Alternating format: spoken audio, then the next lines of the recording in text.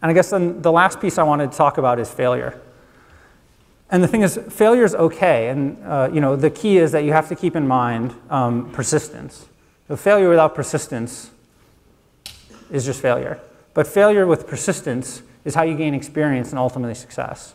And I think there's a couple of stories that come to mind when I was thinking about how do I really talk about this, because I think it's one of those things that you may hear time and again, here and there about people getting up off the mat and Rocky and the rest of it. But a couple stories that I wanted to point out. First is don't believe the myths.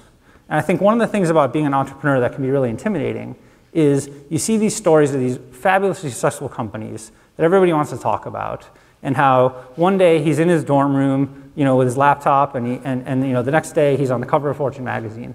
And what I want to kind of tell you is, as an entrepreneur myself, the more you succeed, the better you get at creating and retelling the myth.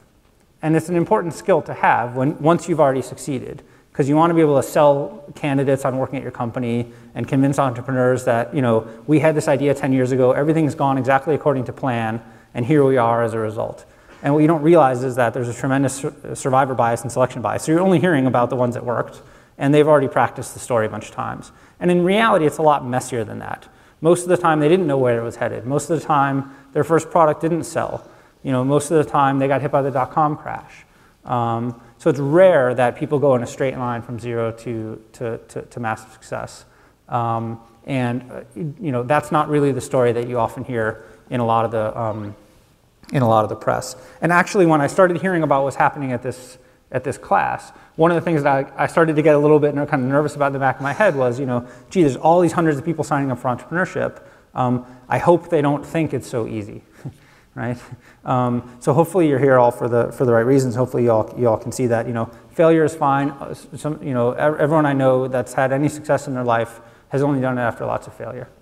I guess the second one that I wanted to cover after that was actually a quote that I read on the Center for Entrepreneurship's blog by Thomas Zurbuchen. And he said, I thought this was a great sentence, next to each towering science success, there's a cemetery of dead ideas and approaches that never went anywhere.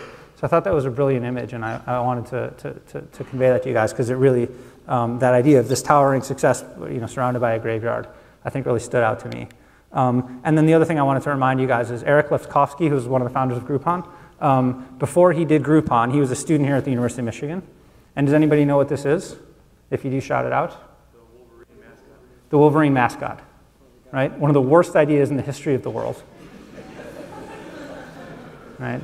But now we did Groupon. So I guess that's it. I think we're going to do some questions now. Yeah, great.